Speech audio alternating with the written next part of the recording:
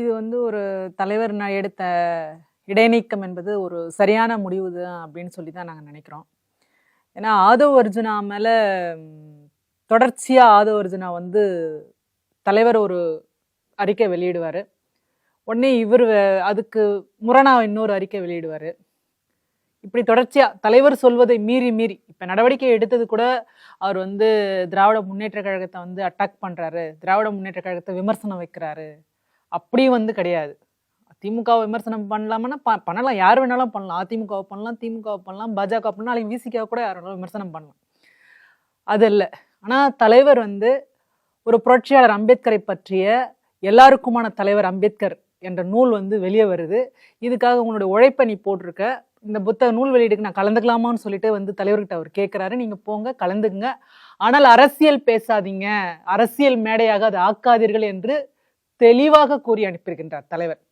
அப்ப தலைவர் சொல்லை மீறி நான் ஒரு இடத்துல போய் நான் செயல்படுவேன்னா அது யாரா இருந்தாலுமே, தாய் சிறுத்தை ஒரு கருத்தை சொல்கிறது என்றால் அதுக்கு கட்டுப்பட்டவர்கள் தான் சிறுத்தை.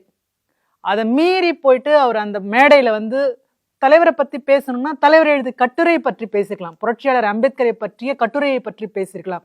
அண்ணன் ரவிக்குமார் அவர்கள் அதுல பாத்தீங்கன்னா புரட்சியாளரை பத்தி ஒரு கட்டுரை எழுதிக்கிறார், அதை கூட எடுத்து பேசியிருக்கலாம்.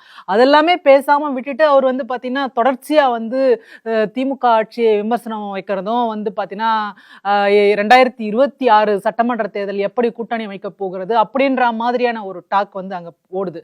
அதன் பிறகுதான் தலைவர் பாத்தீங்கன்னா யோசிச்சு 2 நாள் கழிச்சு பாத்தீங்கன்னா எங்க கட்சியோட பைலா படி பாத்தீங்கன்னா தலித் அல்லாதவர்கள் இடைநீக்கம் பண்ணணும்னா பாத்தீங்கன்னா அதுக்கு பொதுச் செயலர்கள்லாம் அழைச்சி கூப்பிட்டு பேசி அதன் பிறகுதான் இடைநீக்கம் பண்ணணும். அதன் அடிப்படையில தலைவர் பாத்தீங்கன்னா அவரை இடைநீக்கம் பண்ணது மிகவும் சரி. ஏன்னா தலைவர் சொல்லுக்கு கட்டுப்படாதவர், ஒரு கட்சிக்கென்று ஒரு கட்டுப்பாடு இருக்கின்றது. அப்ப தலைவர் சொல்ல மீறி மீறி பண்றேன்னா அப்ப தலைமை மீது ஒரு நம்பகத்தன்மை போயிடும் இல்லைங்களா?